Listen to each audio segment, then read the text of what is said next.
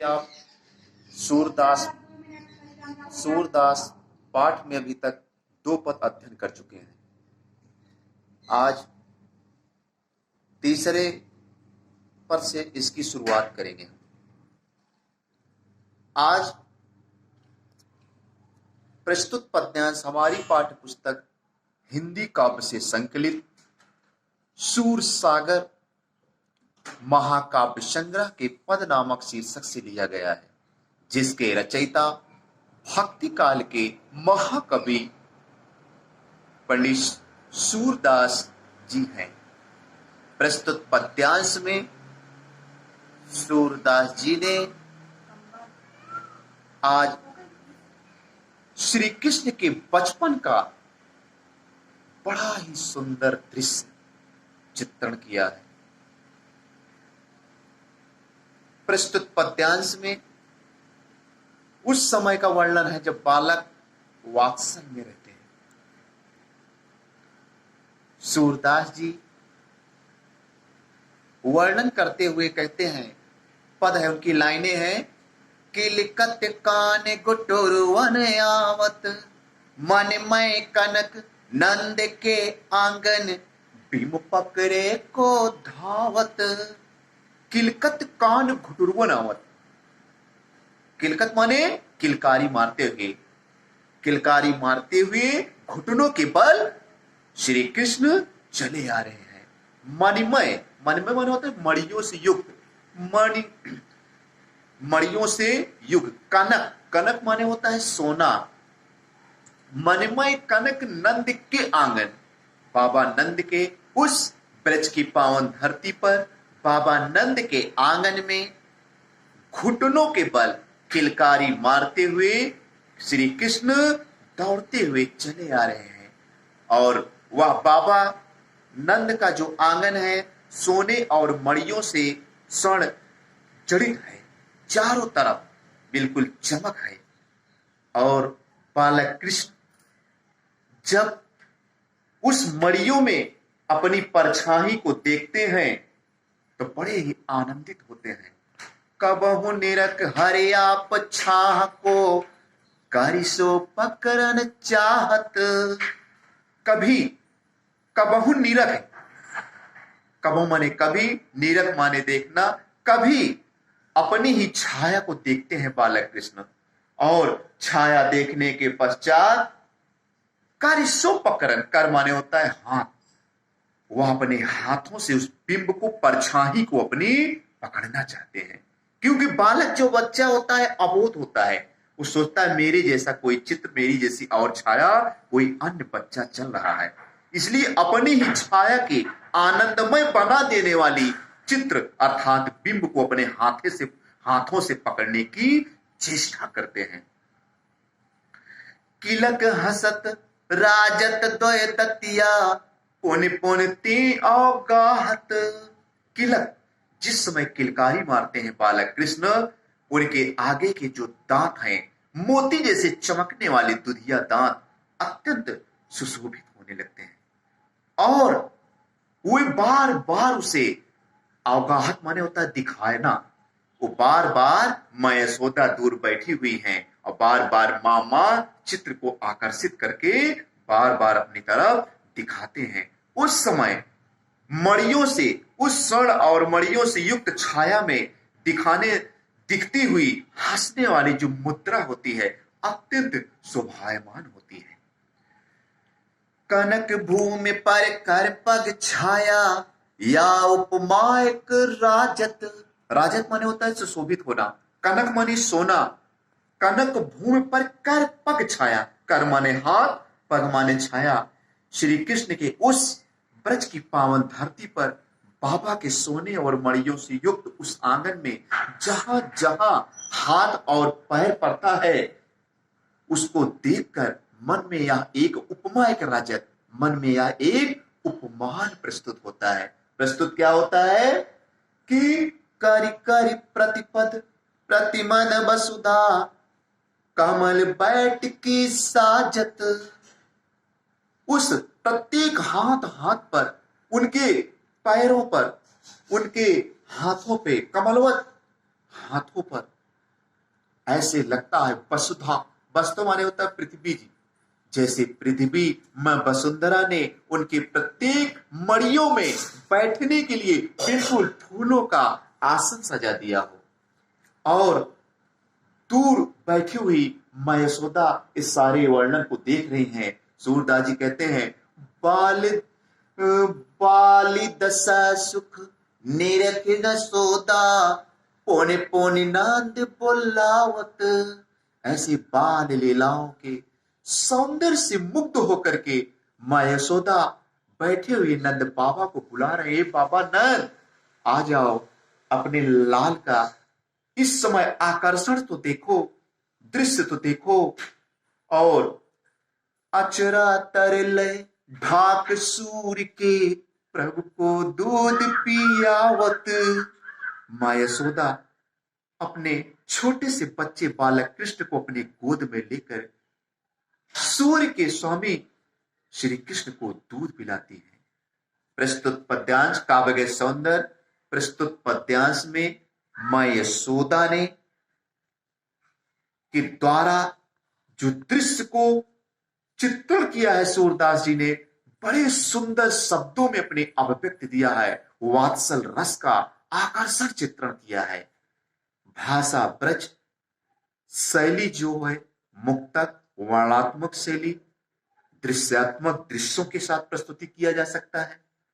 और वो रस जो है बिल्कुल वात्सल है, क्योंकि सूर्य के प्रभु को दूध पियावत ममता मई मां अपने आंचलों से उन्हें अपनी गोद में बैठाकर बालक कृष्ण को स्तनपान करा रहे हैं। इसमें अलंकार जो है अनप्रास है। और कमल बैठकी साजत उपमान प्रस्तुत होता है। उपमेय में उपमान का जहां कल्पना या संभावना कर लिया जाए, वहां पर उत्प्रेक्षा अलंकार होता है, इसलिए दूसरा अलंकार उत्प्रेक्षा अलंकार है। अब हम चलते हैं आगे पद पर, जैसा कि अगला पद है। अब बालक कृष्ण यहां बड़े हो गए हैं। इस पद में प्रस्तुत पद्यांश में महाकवि सूरदास जी ने श्री कृष्ण मां यशोदा से हट करते हैं, जिद करते हैं कि मैया अपनी सब गाय चरइयों, ए मां अपनी सब गाय चरइयों, प्रात होत बल के संग जइयो, तेरे कहो न रहियो। ए मां मैं अपनी गाय चराने के लिए वन में जाऊंगा। प्रातः काल होते ही, बल माने बलराम, प्रातः काल होते ही भैया बलराम के साथ गाय चराने जाऊंगा। ए मां मैं तेरा कहना नहीं मानूंगा। ग्वाल बाल गायन के भीतर न कहूं डर नहीं लागत। ए मां ग्वालों बालों गायों के बीच में चलने में मुझे अब जरा सा भी डर नहीं लगता। ए मां मैं घुटनों के बल चलने वाला कृष्ण अब नहीं रहा। मां मैं बड़ा हो गया हूं, इसलिए मुझे जरा सा भी डर नहीं लगता। आज न सो नंद दोहाई, रैन रहूंगो जागत। ए मां मैं बाबा नंद की शपथ लेता हूं। सौ माने कसम, शपथ। मैं बाबा नंद की शपथ लेता हूं, कसम खाता हूं, मैं आज सारी रात जागूंगा, सोऊंगा नहीं, सुबह प्रातः काल होते ही, ताकि मैं वन में जा सकूं। और ग्वाल सब गाय चरई है, मैं घर बैठे रही हूं।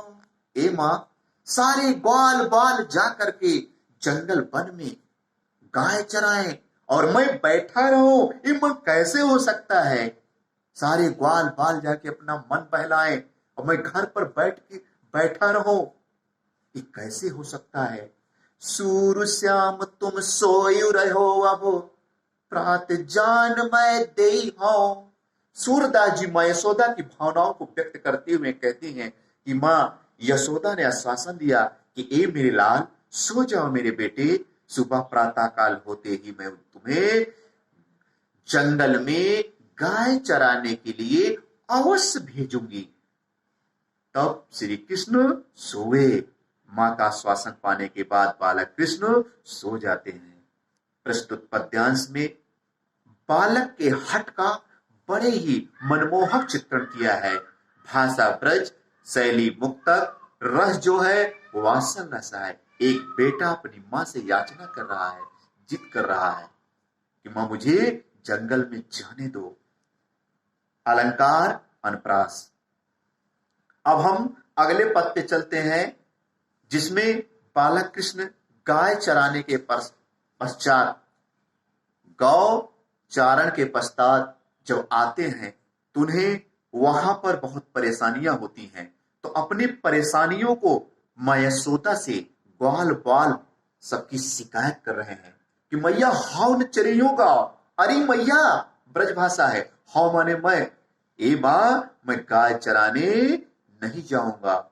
क्या हुआ मेरे लाल, मां यशोदा पूछती हैं। तो बताते हैं, सिगरे ग्वाल घिरावत मोसो मेरे पाए पिराई। सिगरे माने होता है संपूर्ण। ए मां, इस सारे के सारे सब संपूर्ण ग्वाल बाल मिलकर मुझे बहुत परेशान किए। मुझसे गायों को घिरवाए, चरवाए, जिससे मेरे पांव में दर्द हो रहे हैं। मां, जौन पत्याही पूछ बल दावही अपनी सौह दिवाई। पत्याही माने विश्वास। ए मां, यदि मेरी बातों पर आपको भरोसा नहीं हो रहा है तो आप भैया बलराम से पूछ लें, अपनी सौह दिवा। किंतु ये मां, अपनी कसम देकर पूछना। नहीं भैया, बलराम भी मजाक कर जाएंगे मां, वो भी मेरा उपहास कर जाएंगे। यह सुन माई जसोदा ग्वालिन गारी देत रिसाई। इतना सुनते ही मां यशोदा का क्रोध अत्यधिक बढ़ जाता है। और रिसाई माने गुस्सा होना। लोग बोलचाल की भाषा में रिसा गए हैं, रिसिया गए हैं। रिसियाई माने क्रोध आना। गुस्सा गई मां यशोदा और सारे ग्वाल बालों को अपने गुस्से का इजहार करती हुई वो गुस्से में सबको गालियां देती हैं। मैं पठवत अपने लड़का को आवे मन बहराई। सूर श्याम मेरे अति बालक मारत ताहि रिंगाई। ताहि माने उसे, रिंगाई माने मारना। मां यशोदा कहती हैं, सूरदास जी यहां पर मां यशोदा की भावनाओं को व्यक्त करते हुए, उनके मुखमंडल से निकली हुई बातों को व्यक्त करते हुए कहते हैं कि मां यशोदा कहती हैं कि मेरा कृष्ण अभी तो बच्चा है, अभी मेरा बालक है। मैं तो अपने बच्चे को इसलिए वन में भेजती हूं कि वो जाए, मनोरंजन कर ले, अपना मन बहला के चले आए। और एक ग्वाले उसे घुमा घुमा के मार डालना चाहते हैं। हे प्रभु, ये कहां का न्याय है? अभी मेरा छोटा बच्चा है, नन्हा मुन्ना बच्चा है बालक कृष्ण। ये कहां का न्याय है कि ग्वाले उसे परेशान करके दौड़ा दौड़ा के मारना चाहते हैं? ये कहां का न्याय है? प्रस्तुत पद्यांश में सूरदास जी ने बालक कृष्ण के शिकायत को गंभीरता पूर्वक, मां यशोदा से शिकायत होती है, एक बेटा अपने मां से शिकायत कर रहा है, बड़े ही सुंदर शब्दों में उस शिकायत की अभिव्यक्ति दिया है। भाषा ब्रज, शैली मुक्तक, और इसमें जो रस है, रस मां ग्वाली गारी वेद रिसाए, गुस्सा गई हैं, उनको क्रोध आ गया है, इसलिए यहां पर रौद्र रस है। कौन सा रस? रौद्र रस। जिसको क्रोध आता है अस्थाई भाव रौद्र होता है और अनप्रास अलंकार है। चलते हैं, फिर अगले दिन हम अगले पद पर चर्चा करेंगे। जय हिंद, जय भारत।